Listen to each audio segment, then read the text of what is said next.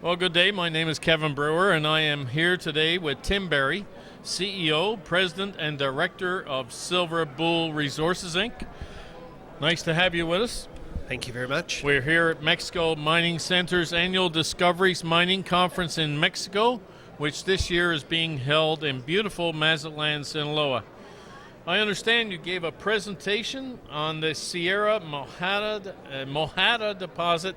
Now, I can't say that, the state name. Coahuila, yes. Coahuila, northern Mexico. Actually, I attended the presentation. It was superb, so you've just missed a wonderful presentation. Barry, you've been the president of this company through most of the industry downturn, and yet Silver Bull Resources has had a lot of solid success in advancing the Sierra Mojada project. So tell me, what have been your secrets to success?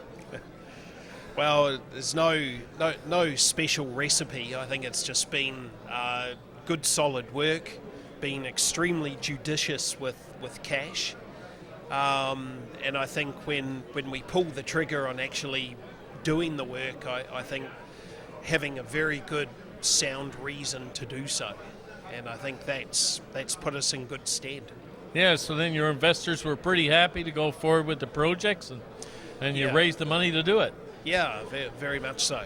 Excellent. And you've recently, I think you've released a National Instrument 43101 compliant measured and indicated resource of 70.4 million tons, grading 38.6 grams per ton silver and 3.4% zinc, and that translates to over 87 million ounces of silver and 5.3 billion pounds of zinc. That's huge.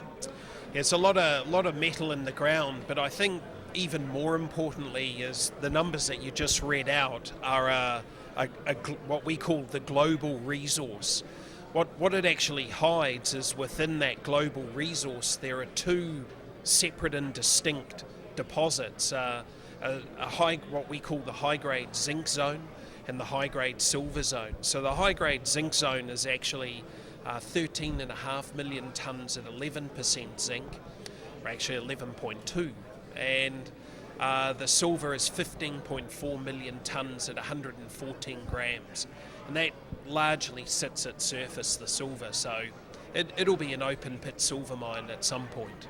Wonderful, wonderful. And you've recently developed a new deposit model. Tell us about that deposit model that you've looked at.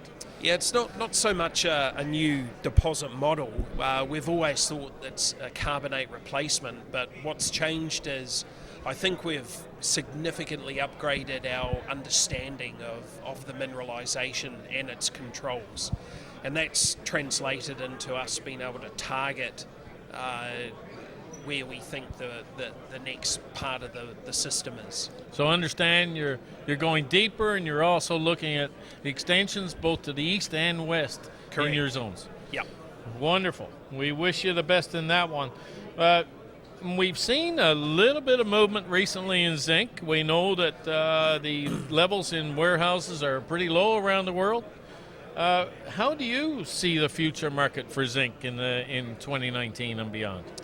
Well, I think 2019 is going to remain strong for zinc.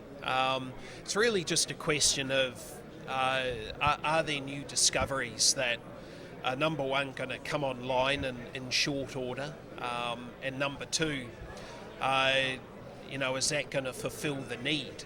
And at this point, I would say we're still going to be in a zinc bull cycle for a while yet, because I just don't see that supply and that demand, that demand being met by the supply coming online.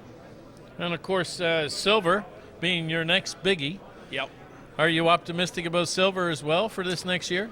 Yeah, I think silver's always going to follow gold, and I think so long as the US remains strong and the world relatively stable, gold's just going to tick along at 1,300, and silver bounces between $15 to $16. That's fine, but I think long term, if we see something calamitous, it's a good space to be in. So what do you have planned for 2019? So it's a good question. We've got a drill rig coming to site right now as we speak. We'll have an 8,000 metre drill program underway within the week. And I think if we hit what we think we're going to hit, it's 2019 is going to be exciting. Wonderful. We'll be certainly looking for that. Now, we have a new administration in Mexico, and I'm just wondering, what changes do you feel are important to ensure Mexico remains an attractive jurisdiction for investment? Well, I think there's really two things. So the first one is just a continuing improvement of how Mexico presents its surface rights and a HEDO situation. It's a very difficult process to figure out where stuff actually sits. And I think that Mexican government would do well to attend to that problem. And then I'd say this current administration probably needs to make sure they strike a balance between giving communities their rights that are going to be affected by mining and not scaring off actual miners themselves with crazy policies or things that are too onerous, because that just doesn't work either. Well, thank you, Tim. It's been a sincere pleasure to talk to you here today. And thanks to the Mexico Mining Center for this opportunity at their conference being held in Mazatlan. In 2020, Mexico Mining Center will be hosting another conference in Mexico, so stay tuned on that front. And meanwhile, stay informed of activities in Mexico and properties for sale by going to their website at www.mexicominingcenter.com. Thank you. My name is Kevin Brewer, and thank you for listening to this broadcast today, and thank you, Tim. Thank you very much. You're welcome.